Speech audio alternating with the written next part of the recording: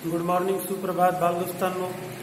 जवाहर नवोदय विद्यालय प्रवेशपूर्व परीक्षेला बसलेल्या सर्व बालदोस्तांना अनेक उत्तम शुभ आशीर्वाद. बऱ्याच 5-6 दिवसाच्या कालावधीनंतर जवाहर नवोदय विद्यालयातील विद्यार्थ्यांसाठी मी आज आपल्या व्हिडिओ मालिकेमध्ये नफा तोटा या आपल्या प्रकरणावरती मार्गदर्शन करणार आहे. बालदोस्तांनो, माझ्या आतापर्यंतच्या अनुभवावरून मी तुम्हाला सांगू इच्छितो की हे जे प्रकरण आहे नफा तोटा, साधारणपणे आपल्या ग्रामीण भागातील लहान मुलींना बऱ्याचदा आवडलं जातं. याला कारण हे व्यवहाराशी निगडीत असे प्रकरण असतात आणि त्यामुळे बऱ्याचदा या प्रकरणामध्ये मुलांना थोडंसं समजण्यासाठी अवघड होतं. साधारणपणे व्यवहारामध्ये नफा आणि तोटा दोन्ही पण जे तर टक्केवारी म्हणजे शेकडेवारी म्हणजे 100च्या प्रमाणामध्ये मोजल्या जातात आणि म्हणून यामध्ये शेकडा नफा शेकडा तोटा किती झाला अशा पद्धतीचे प्रश्न विचारले जातात. आणि म्हणून बालदोस्तांनो, या प्रश्नांसाठी एकदम व्यवस्थितरित्या आपल्याला सर्व संकल्पना समजलेल्या असल्या की मग आपण यावर आधारित परीक्षेत आलेलं गणित तात्काळ ओळखू शकतो. आणि एकदा की गणित ओळखून आलं आपल्याला की मग आपण पटकन त्याचं उत्तर शोधू शकतो. तर अवघड यामुळे जातं की बऱ्याचदा काय होतं की आता तुम्ही वर्ग 5वीला आहात, पालक, आई वडील किंवा घरातील मोठी माणसं जी आहेत तर मुलांना या गोष्टी समजूनच देत नाही. म्हणजे बऱ्याचदा 5वीला जाईपर्यंत मुलांना फक्त दुकानावरून काय चॉकलेट, गोळ्या, बिस्किट, काही व्यसनी माणसं असतील तर बिड्या, काड्या, सिगरेट आणायला पाठवतात. ते की योग्य नाही, परंतु एक उदाहरण म्हणून सांगतो. बाकी विद्यार्थ्यांना कुठल्याही प्रकारच्या व्यवहाराची माहिती पालकांकडून करून दिल्या जात नाही आणि त्यामुळं मुलं बऱ्याचदा या बाबतीत अनभिज्ञ असतात. आणि म्हणून मी तर असं सांगेल की वर्ग 3री-4थी पासूनच तुम्ही मार्केटमध्ये जाऊन भाजीपाला आणणे, भाजी खरेदी करणे, किराणा आणणे, लहान सहान गोष्टी पैसे देऊन विकत आणणे, ह्या गोष्टी तुम्ही जर शिकले तर तुम्हाला बरोबर बाजाराची ओळख होईल, कशा पद्धतीने व्यवहार केला जातो. आणि हे सर्वात महत्वाचं आहे की जेव्हा आपण व्यावहारिकरित्या विचार करू तर त्याच वेळेस आपल्याला पैसे कमवायची अक्कल येते. तर मग सर्वात सुरुवातीला बघूया आपण की ही लिंक कशा पद्धतीने, ही सूत्र कशा पद्धतीने ते बघूया. सर्वात पहिल्यांदा आपण बघूया खरेदी किंमत म्हणजे काय. सुरुवातीला खरेदी म्हणजे जर तुम्हाला अशा पद्धतीने व्यापार करायचा असेल, व्यवसाय करायचा असेल तर तुम्हाला खरेदी करावी लागते. आता खरेदी करणे म्हणजे विकत घेणे. मला काहीतरी व्यवहार करायचा आहे तर आणि त्याच्यातून पैसे कमवायचे. समजा हा पेन आहे, हा पेन अचानक माझ्याजवळ तयार होईल का, अशी जादू केली आला टपकन छू केलं गेलं माझ्या हातात पेन तर येणार नाही. मला हा पेन विकायचा आहे म्हणजे मला हा मार्केटमधून जाऊन काय करावं लागेल, मार्केट म्हणजे बाजारातून जाऊन विकत घ्यावा लागेल. बाजारातल्या त्या दुकानदाराला स्टॉकिस्टकडून विकत घ्यावा लागेल. स्टॉकिस्ट कोणाकडून विकत घेतो? कंपनीवाल्याकडून. कंपनीला प्रोडक्शन तयार करत असताना विविध गोष्टी लागतात. प्लॅस्टिक लागणार आहे, त्याचा रंग लागणार आहे, त्याची शाई लागणार आहे, बरेच काही त्याचे काय असतील ते गोष्टी आपल्याला त्याच्याच काही घेणे नाही. त्याला रॉ मटेरियल असं म्हणतात. तर मग आता बालदोस्तांनो बघा, हा पेन मला खरेदी करायचा आहे म्हणजे मला जाऊन तो विकत घ्यायचा आहे. मग मी हा पेन ज्यावेळेस विकत घेतो त्यावेळेस या पेनाची मला खरेदी किंमत चुकवावी लागते. म्हणजे आपल्याला म्हणता येईल जी वस्तू किंवा माल आपण विकत घेतो त्याच्यासाठीची जी काही आपण पैसे देतो त्या मालाला, त्या पैशाला म्हणलं जातं खरेदी किंमत. आलं लक्षात? ती असते खरेदी किंमत. खरेदी करणे हे झालं समजा क्रियापद आणि खरेदी किंमत हे झालं नाव. आणि म्हणून खरेदी किंमत हा पहिला घटक आहे. आलं लक्षात? वस्तू किंवा माल जे काही आपण बाजारातून विकत घेतो आणि त्यासाठीचे जे काही पैसे मोजतो त्याला म्हणलं जातं खरेदी किंमत. मग आपल्यासाठी ती असते खरेदी किंमत, जो विकतो त्याच्यासाठी ती असते विक्री किंमत. अलग लक्षात?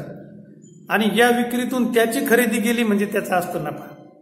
आता मी हा पेन समजा बाजारातून 30 रुपयाला विकत घेतला आणि मला याच्यावरती 5 रुपये कमवायचे तर मला हा 35 रुपयाला विकावा लागेल. आणि एकदम सोपं आहे, 30 रुपयावर जर 5 रुपये मला मिळतात तर 100 रुपयावरती किती, अशा पद्धतीने काढल्या जाते पर्सेंटेज. ते आपण टप्प्याने पुढे शिकणार आहोतच. सर्वात पहिला आता खरेदीचं लक्षात आलं. कुठलीही वस्तू बाजारातून ज्यावेळेस तुम्ही विकत घेता म्हणजे खरेदी करता त्यावेळेस तुम्हाला त्याला द्यावी लागते किंमत, पैसा जो मोजावा लागतो त्याला म्हणतात खरेदी किंमत. एकदम सोपं लक्षात ठेवायचं.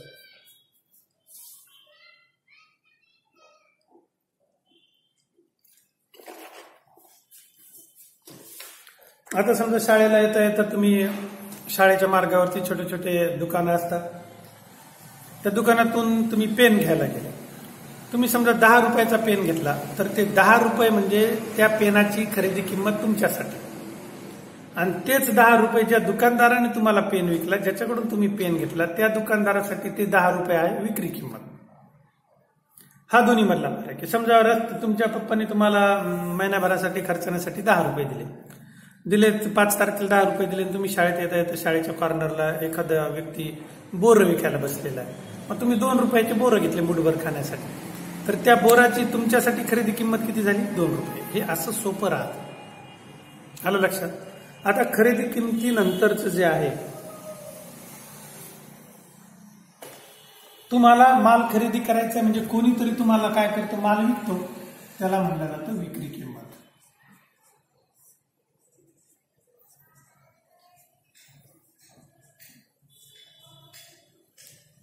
कोणीतरी काय करते, तुम्हाला माल विकतो, त्याला म्हणलं जातं विक्री किंमत. आलं लक्षात? म्हणजे आता तुम्ही त्या बोरावाल्याकडून बोरं घेतले किंवा जांभळं घेतले, संत्री घेतली, मोसंबी घेतली, केळी घेतली, तुम्ही केली खरेदी, त्यांनी काय केलेली असते? विक्री. म्हणजे तुम्ही जे घेतात त्याला म्हणायचं खरेदी. हे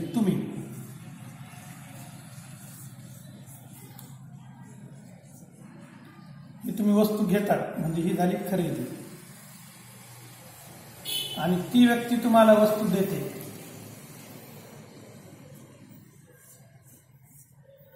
घे म्हणते, ही या वस्तूसाठी झाली विक्री. असे दोघं एकमेकांशी संबंधित असतात. आपण घेतो खरेदी, तो आपल्याला देतो, त्याच्यासाठी ते काय आहे? विक्री. अशा पद्धतीने हा व्यवहार होत असतो. म्हणजे आपण घेतो तो खरेदीदार आणि जो विकतो तो विक्रेता, म्हणजे दुकानदार. तर ही व्यंगचित्र तुम्हाला लक्षात येतीलच, कोण दुकानदार आहे, कोण घेणारा आहे. तर दुसरी बाजाराच्या याच्यामध्ये दुसरी गोष्ट येते कोणती? विक्री किंमत. म्हणजे खरेदी करताना वस्तूच्या खरेदीसाठीची जी किंमत आपण देतो त्या किंमतीला आपल्यासाठी ती असते खरेदी किंमत, तर विक्रेत्यासाठी ती असते विक्री किंमत. दोन्ही व्याख्या आता तुम्हाला क्लिअर झालेल्या असतील. आता गणित सोडवताना बालदोस्तांनो, खरेदी किंमतला शॉर्टकटमध्ये म्हणतात खकी, त्यालाच म्हणलं जातं पीपी, म्हणजे परचेसिंग प्राइस सेमीमध्ये. आता त्यानंतर काय आहे की आपल्याला नफा झाला असं कधी म्हणता येतं? तर तुम्ही खरेदी केलेल्या किमतीवरती तुम्ही हा पेन 30 रुपयाला घेतला आणि 35 रुपयाला विकला, सिंपल तुमच्या लक्षात येतं की किती रुपये उरले? मला 5 रुपये उरले, म्हणजे नफा. आपल्या मराठवाड्याच्या भाषेमध्ये त्याला उरले म्हणतात. उरले म्हणजे काय? नफा. आणि म्हणून व्यवहारामध्ये तिसरा घटक जो येतो, ज्यासाठी सगळीकडे व्यापार सुरू असतो, त्याला म्हटलं जातं नफा. विक्री किंमतला शॉर्टकटमध्ये म्हणतात विक्री. आता हे तुम्ही चांगल्या लक्षात ठेवा, विक्रीला विक्री शॉर्टकट. मग नफा बरोबर काय आहे? मग आपण घेतलेली वस्तू जे खरेदीपेक्षा आपण विक्री किंमत जास्त असेल, म्हणजे विक्री किंमतीतून जर आपली खरेदी किंमत वजा होत असेल तर त्यावेळेस काय होत असतो? नफा. आता हा नफा जो आहे तर साधारणपणे 100च्या प्रमाणात सांगायची प्रथा असते, टक्केवारी. आणि म्हणून या नफ्याला काय आहे की शेकडा नफा झाला असं कधी म्हणतात? शेकडा नफा म्हणजे 100वर. आता शेकडा नफा बरोबर काय आहे? तर ते बरोबर शेकडा नफा म्हणजे नफा गुणिले 100.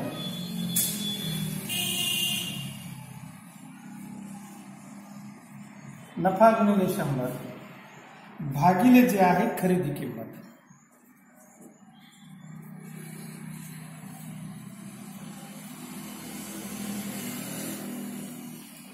भागिले खरेदी किंमत, त्याला म्हणलं जातं शेकडा नफा.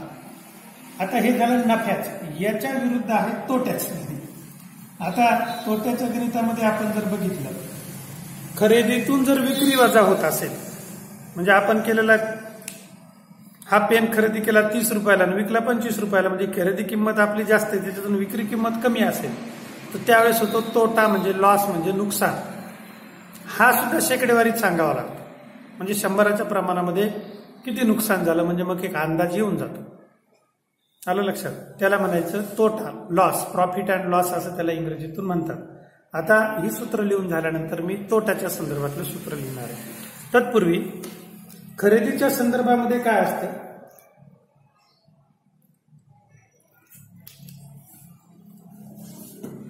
व्यवसाय करत असताना आपल्याला एखादी वस्तू विकायची असेल तर आपली खरेदी किंमत त्या वस्तूची, समजा मार्केटमध्ये तुम्ही गेले, आता हा पेन मी 30 रुपयाला घेतला आणि 35 रुपयाला विकला, परंतु हा पेन घ्यायला जाण्यासाठी मला मार्केटमध्ये जाण्यासाठी माझ्या गाडीचं पेट्रोल जाळावं लागले. यदा कदाचित मी पायी गेलो, ठीक आहे, त्या ठिकाणून हा पेन घेतला, विक्रीसाठी दुकानात आणला, दुकानचं भाडं आहे, माझी मजुरी आहे, हे सगळं त्याच्यात ऍड करावं लागतं. त्याला म्हणतात खरेदी किंमत. म्हणजे एखादी वस्तू ज्यावेळेस खरेदी केल्या जाते, मग त्यामध्ये सगळे ट्रान्सपोर्टचे चार्जेस येतात, लेबर चार्जेस येतात, त्याचे पॅकिंग चार्जेस येतात, त्या ठिकाणी दुकानचे चार्जेस, दुकानामध्ये काम करणाऱ्या मुलांचे चार्जेस, असे सगळे मिळून मग ती खरेदी किंमत वाढत जाते. म्हणजे थोडक्यामध्ये आपल्यासाठी वाढत जाते, म्हणजे पर्यायाने विक्री किंमत आपल्याला वाढवावी लागते. तर असं त्याचं कॉम्बिनेशन असतं. म्हणजे त्याच्यामध्ये त्या वस्तूची पॅकिंग आलेली असेल, तिची मालवाहतूक आलेली असेल, त्याचबरोबर त्या दुकानचं भाडं असेल, हे सगळं त्याच्यामध्ये इन्क्लूड केलं जातं. म्हणजे अख्खं काही नाही, म्हणजे 30 रुपयाच्या पेनावरती काय 25,000 भाडं नसतं ऍड केलेलं. तर असं एक प्रमाण असतं आणि तशा पद्धतीने मग त्या वस्तूची विक्री किंमत ठरवल्या जाते. आता विचार करूया आपण तोटा म्हणजे काय, लॉस, या संबंधीची कुठली सूत्र आहे बघू. तोटा, नफ्याच्या जवळचा नफ्याचाच सावत्र भाव, तो असतो तोटा. तो आता तोटा आपल्याला काय सांगतोय, तोटा म्हणजे दिवाळीमध्ये पण तोटा असतो, पोरं वाजवतात, त्याला टाकायला तोटा म्हणतात. तोटा म्हणजे खरेदी वजा विक्री, म्हणजे खरेदी किंमत वजा विक्री किंमत, याला म्हणलं जातं तोटा. तोट्यासाठी सेम तसंच सूत्र असतं, शेकडा तोटा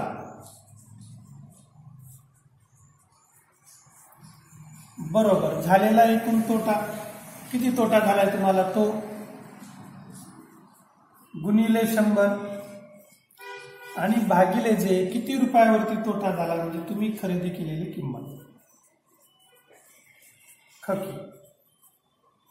आता ही सूत्र जर तुम्हाला पाठ असली तर निश्चितच परीक्षेमध्ये याचा उपयोग होतो. शेकडा तोटा शेकडा नफा तुम्ही अत्यंत चांगल्या रीतीने मोजू शकता किंवा कॅल्क्युलेट करू शकता. चला, तर ही बेसिक 4 सूत्र तुम्हाला एवढी आहे. स्पर्धा परीक्षेमध्ये याचा भरपूर उपयोग होतो. गणित समजावून घेणं अत्यंत जरुरीचं असतं. खरेदी किंमत काढणं हेही महत्वाचं आहे. त्यानंतर त्याच्या अनुषंगाने विक्री किंमत ठरवणं हेही अतिशय महत्वाचं आहे. तर ही सगळी कॅल्क्युलेशन्स तुम्हाला करायची असतात. तर बालदोस्तांनो, यावरती काही उदाहरणं इथं आहेत. ती उदाहरणं आपण मी तुम्हाला आता समजावून देतो. सुरुवातीला आपण घेणार आहोत यातील जी काही सोडवायला दिलेली उदाहरणं आहेत, ती उदाहरणं मी तुम्हाला इथं समजावून देतो आणि मग त्या उदाहरणातून आपण याच प्रकरणावरती परीक्षेला आलेली जी काही गणित आहेत ती गणितं घेऊयात. या प्रकरणातील एक ना एक गणित आता मी तुम्हाला या ठिकाणी समजावून देणार आहे. आज आपण या प्रकरणाला, नफा तोटा या प्रकरणाला सुरुवात केलेली. चांगल्या रीतीने मी सूत्र समजावून घ्या. खरेदी किंमत म्हणजे काय, विक्री किंमत म्हणजे काय, नफा म्हणजे काय, शेकडा नफा म्हणजे काय, त्यानंतर तोटा म्हणजे काय आणि शेकडा तोटा म्हणजे काय. अशा पद्धतीने साधारणपणे आपल्याला या नफा तोटावरती ही 6 सूत्र, महत्वाची 6 सूत्र आपल्याला आहेत.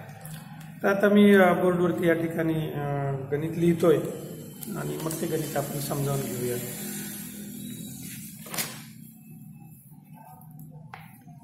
तर पहिलं गणित आहे, एका फेरीवाल्याने डझनाला 32 रुपये दराने, डझनाला किती आहे डझनाला 32 रुपये दराने म्हणजे एका डझन म्हणजे 12, एका डझनला 32 रुपये असा त्याचा अर्थ आहे. तर वरती मी या ठिकाणी गणित लिहितो. एका फेरीवाल्याने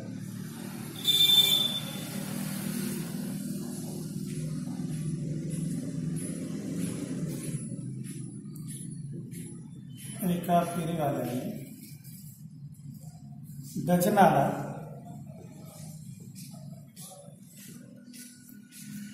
32 रुपये या दराने, म्हणजे एका डझनला 32 रुपये या दराने आंबे खरेदी केले. आंबे खरेदी केले.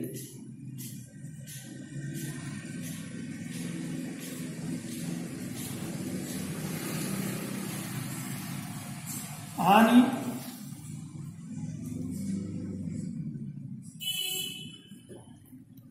डझनाला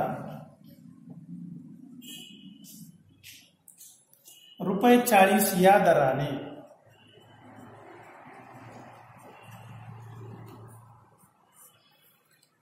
₹40 या दराने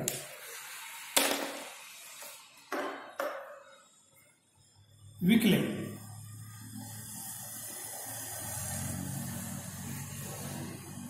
तर त्याचा नफा किती? त्याचा नफा किती टक्के किंवा त्याला शेकडा नफा किती झाला, किती टक्के, अशा पद्धतीने या ठिकाणी प्रश्न दिलेला आहे. आणि पर्याय दिलेले, पर्याय क्रमांक ए दिलेला आहे तुम्हाला 80%, पर्याय क्रमांक बी दिलेला आहे 4%, पर्याय क्रमांक सी दिलेला आहे 20%, आणि बालदोस्तांनो शेवटचा पर्याय क्रमांक डी दिलेला आहे 25%. अतिशय सोपं या ठिकाणी हे उदाहरण आहे. वाचल्या तुमच्या लक्षात आलेलं असेलच. 32 रुपये डझनाने त्यांनी खरेदी केलेले आहे. आणि विकले किती? तर विकले त्यांनी किती? 40 रुपये या दराने विकले. तर मग त्याची खरेदी किंमत किती आहे? म्हणजे या ठिकाणी त्याला नफा झाला आपल्या लक्षात येते. मग दिलेल्या याच्यामध्ये खरेदी किंमत किती आहे? 32. असं परीक्षेत एवढं काही लिहायची गरज नसते, परंतु तुम्ही तोंडी त्या ठिकाणी सोडू शकता. 40 आणि 32 गेले 8 रुपये त्याला नफा झाला हे तुम्हाला कळतं. खरेदी किंमत आहे 32 आणि विक्री किंमत आहे किती? 40 रुपये. मग आता बालदोस्तांनो आपल्याला माहिती नफा म्हणजे काय? नफा बरोबर विक्री किंमत वजा खरेदी किंमत. मग विक्री किंमत आहे 40 वजा खरेदी किंमत आहे 32, म्हणजे त्याला किती रुपये नफा झाला?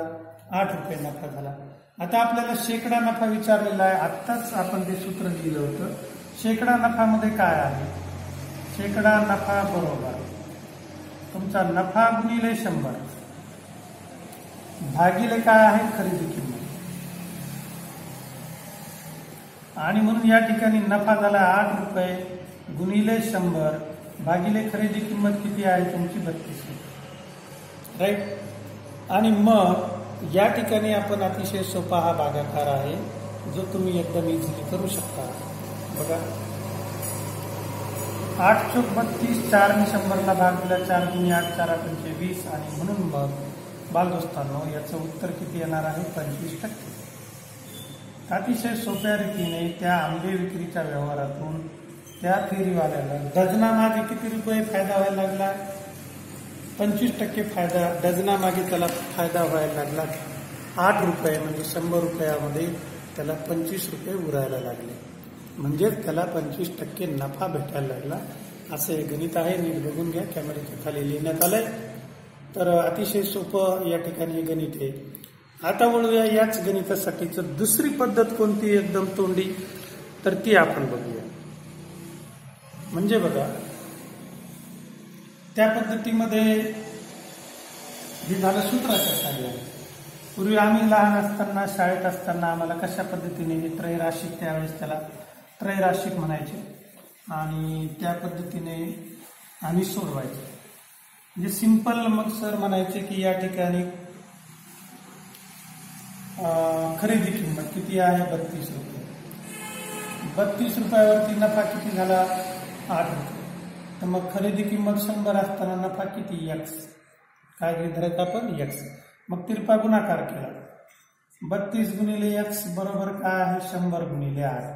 इकडून असं गुणायचं, इकडून असं गुणायचं, आणि मग x बरोबर किती यायचं? तर आता इथं समोर येतं बघा. तसंच त्रैराशिक, याला त्रैराशिक असं मराठीतून म्हणतात. 100 गुणिले 8 भागिले किती आहे बालदोस्तांनो? 32. मग 8 ने भाग दिला. 8चा पाडा तुम्हाला सर्वांना पाठ आहे म्हणून 8 चौक 32 आणि 4 दुनी 8, 2 राहिले, 4 पंचे 20, म्हणजे किती आले मग? 25%. तर अशाही पद्धतीमध्ये परीक्षेत तुम्ही एकदम फास्ट सोडू शकता. तोंडी लगेच लक्षात येतं. 32 रुपये डझनने घेतले, 40 रुपयाला विकले, 8 रुपये फायदा झाला. 32 रुपयावर 8 रुपये 100 रुपयावर किती? तिरपा गुणाकार केला. 100 गुणिले 8 800 भागिले 32, 32 ने भाग दिला. एकदम सिंपल, नो टेन्शन, राईट. तर हे कधी करू शकता? इथं शिकवताना आम्हाला काही वाटत नाही, आमचा सराव असतो, व्यवसाय आमचा. परंतु बालदोस्तांनो, तुम्ही आत्ताशी साधारणतः 10-12 वर्षाचे आहेत आणि आतापासून तुम्हाला स्पर्धा परीक्षेमध्ये भाग घ्यायचा आहे.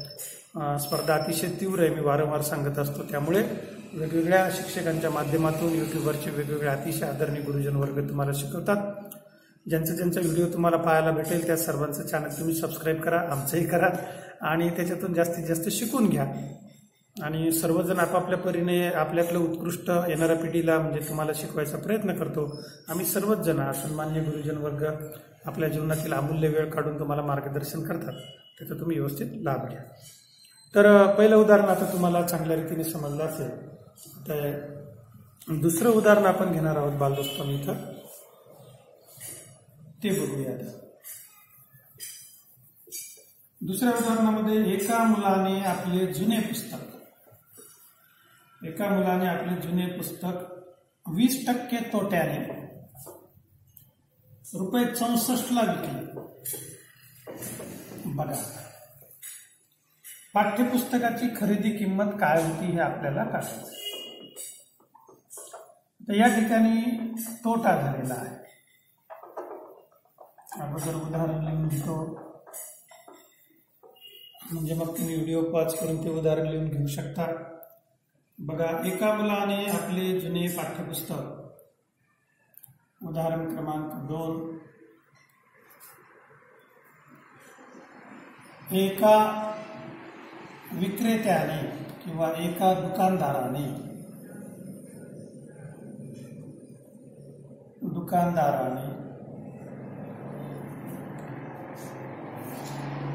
एक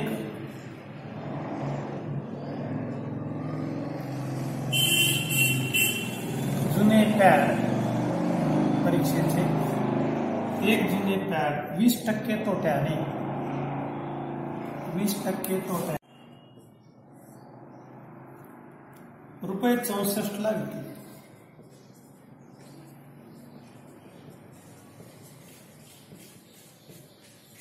₹64 ला विकले. तर पाठ्यपुस्तकाची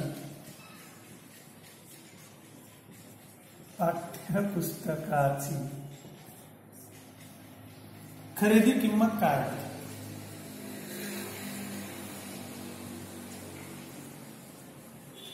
खरेदी किंमत काय? मग दोनही पद्धतीने बघू की डायरेक्ट पद्धतीने आपल्याला कसं सोडवता येतं आणि इनडायरेक्ट पद्धतीने आपल्याला कशा पद्धतीने सोडवता येतील, दोन्हीचाही आपण या ठिकाणी विचार करूया. म्हणजे तुम्हाला परीक्षेमध्ये मगाशी जसं तुम्हाला सांगितलं होतं की 32 रुपयावर 8 रुपये नफा, तर 100 रुपयावरती किती तिरपा गुणाकार केला की खटकन उत्तर येतं. तशाच पद्धतीने इथंही आपण दोन्ही पद्धतीने विचार करूया. सूत्राच्या सहाय्याने एकदा करूया आणि डायरेक्ट पद्धतीने म्हणजे त्या ट्रिकने सुद्धा आपण याचा विचार करूया. आणि त्या दोन्ही पद्धती मी तुम्हाला या ठिकाणी समजावून देतो. तर बालदोस्तांनो,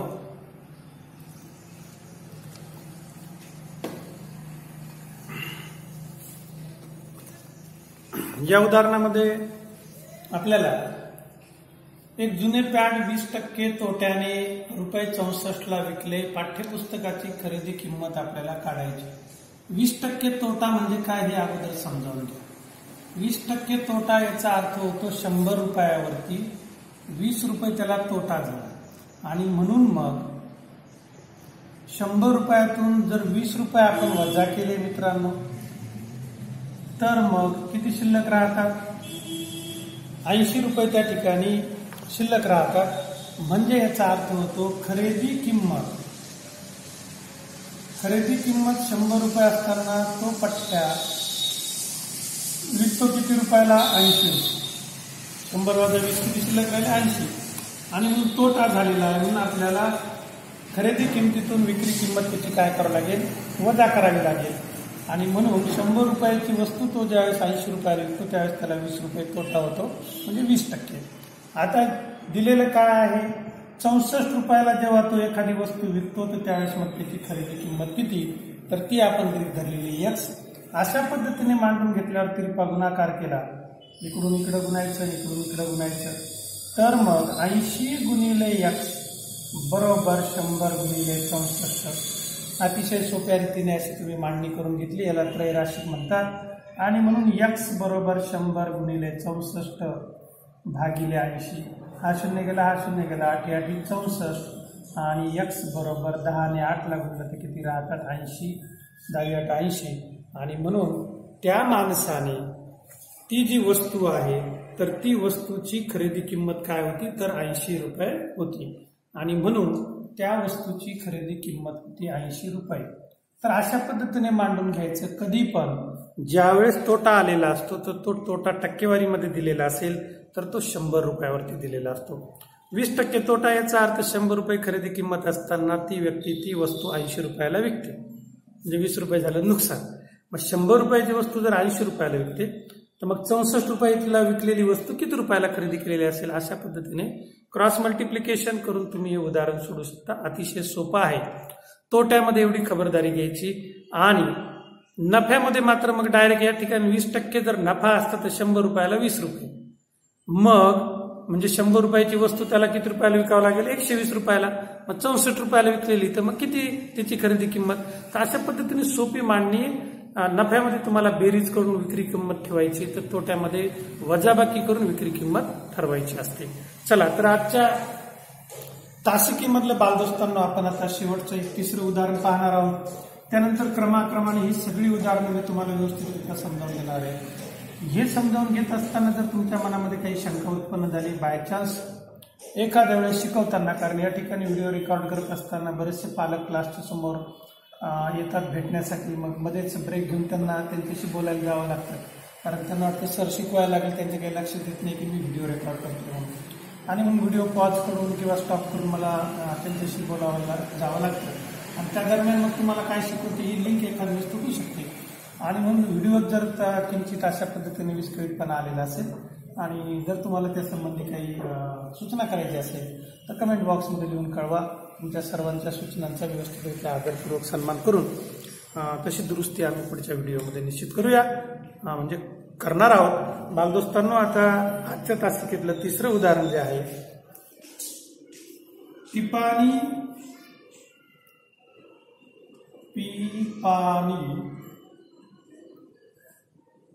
वही पुस्तक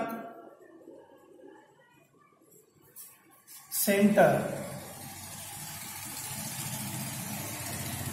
च्या मालकाने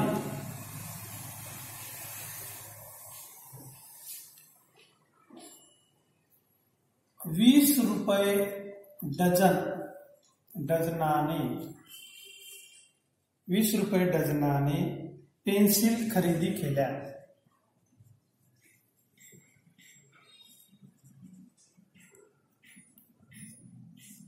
पेन्सिल खरेदी केल्या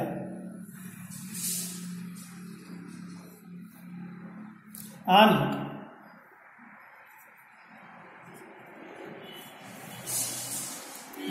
त्या प्रत्येकी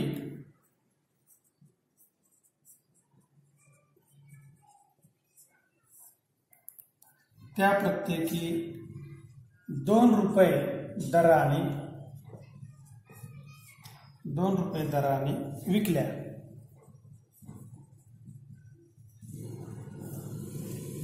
तर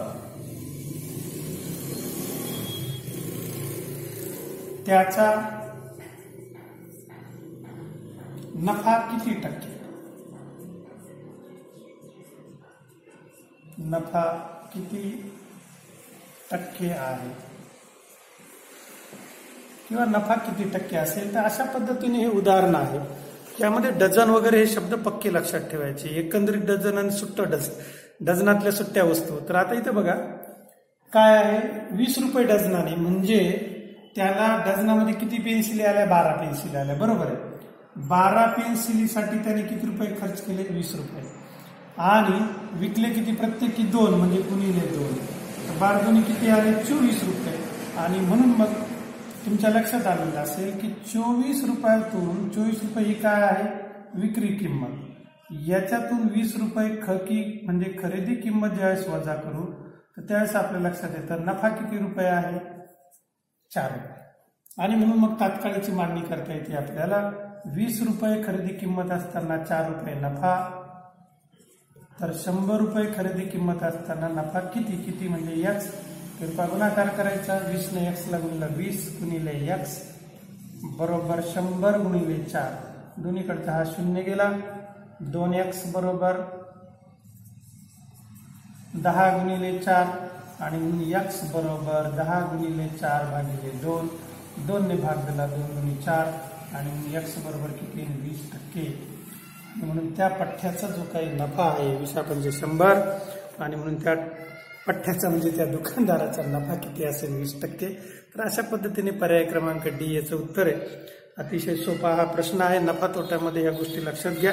आज 3 उदाहरणं आपण पूर्ण केलेली आहेत. या प्रकरणात असलेली जास्तीत जास्त उदाहरणं, त्याचबरोबर परीक्षेत आलेली सर्व उदाहरणं मी तुम्हाला या व्हिडिओ तासिका मालिकेच्या माध्यमातून समजावून देईल. बालदोस्तांनो, आता तुम्ही नवोदयचे फॉर्म भरलेले असतील, चांगल्या तयारीला लागा. लवकर दिवाळी झाल्यानंतर शाळा व क्लासेस सुरू होतील अशी आशा व्यक्त करूया. कोरोनापासून बचावासाठी, आपलं स्वतःच्या व समाजाच्या बचावासाठी गर्दीच्या ठिकाणी जाऊ नका, गर्दी टाळा, सार्वजनिक ठिकाणी मास्क लावा. त्याचबरोबर तुम्ही खेळायला जात असतानाही खबरदारी घ्या. जर कोणाला थोडंफार टेम्परेचर, सर्दी, खोकला वगैरे असेल तर अशा मित्रापासून लांब राहा आणि त्याच्या पालकांना सूचित करा की याला लवकरात लवकर दवाखान्यामध्ये चेकिंगला घेऊन जा. अशा काही सामाजिक सभ्यतेच्या सूचना पाळून मार्गक्रमण करा. दिवसभरातून 7-8 तास अभ्यासासाठी द्या, कमीत कमी 4 ते 5 तास तरी द्या. मराठी, गणित आणि बुद्धिमत्ता चाचणी हे 3 विषय तुम्हाला आहेत. त्यामध्ये मराठी आणि बुद्धिमत्ता चाचणीचा तुम्ही जास्तीत जास्त सराव करा आणि त्याच्या 5 पट सराव गणिताचा करा, आणि तेव्हा मग यश तुम्हाला निश्चित भेटणार आहे. गेल्या वर्षीपासून परीक्षेच्या मार्किंगची सिस्टीम बदललेली ती व्यवस्थित समजावून घ्या आणि मग त्या सिस्टीमप्रमाणे तुम्हाला तशा पद्धतीने अभ्यास करायचा आहे. मराठी वाचन जे आहे तर दररोज घरी वर्तमानपत्र, आईवडिलांना घरी वर्तमानपत्र वाचायला म्हणजे घरी लावायला लावा. दररोज एक वर्तमानपत्र पूर्णपणे तुम्ही वाचलंच पाहिजे, म्हणजे त्यातून तुम्हाला नवीन नवीन जोड शब्द समजतील. आणि परीक्षेमध्ये मराठीमध्ये जे काही 20 मार्क आहेत, जे काही 4 उतारे तुम्हाला विचारणार आहेत, तर त्या उतारे वाचताना तुमची स्पीड वाढेल, जोडशब्द वाचताना त्याचे अर्थ कळतील. आणि म्हणून जर तुमची इच्छा असेल, मनोमन तुम्हाला जर वाटत असेल की आपल्या नवोदयाला नंबर लागावा, तर बालदोस्तांना मी तुम्हाला सांगतो की तुम्हाला त्यासाठी घरच्यांना सांगावं लागेल की नवोदयच्या परीक्षेमध्ये यश मिळवण्यासाठी तुम्हाला दररोज वर्तमानपत्र वाचणं अत्यंत आवश्यक आहे. अशा छोट्या छोट्या टिप्स आहेत. मागील काही व्हिडिओमध्ये सांगितलं, आजही रिपीट सांगतो. 2 ते 30 पर्यंत पाढे, 2 ते 30 पर्यंत गण, 2 ते 30 पर्यंत वर्ग. दररोज इंग्रजीचे 10 शब्द लिहून काढणं हा दररोजचा तुम्हाला अभ्यास करायचा आहे. 1 पान मराठी शुद्ध लेखन लिहायचे, 1 पान इंग्रजी शुद्ध लेखन लिहायचे. असे 5 हे दररोज तुम्हाला अर्ध्या तासामध्ये, 1 तासामध्ये दररोज लिहून काढायचे. पाढे पाठ झाले तरी, घन पाठ झाले तरी, वर्ग पाठ झाले तरी, या सर्व प्रक्रिया करायच्या ज्या तुम्हाला मराठी व्याकरणामध्ये किंवा मराठीचे उतारे सोडवताना अत्यंत उपयुक्त आहे. चला तर बालदोस्तांना पुनश्च एकदा तुम्हाला सर्वांना खूप खूप हार्दिक शुभेच्छा. हा व्हिडिओ शेवटपर्यंत पाहिलेल्या सर्व बालदोस्तांना, माता भगिनींना, पालकांना व आदरणीय सन्मान्य गुरुजन वर्गांना, या सर्वांना आजच्या सुंदर दिवसाच्या खूप खूप शुभेच्छा. भेटूया पुढच्या तासिकेमध्ये. धन्यवाद.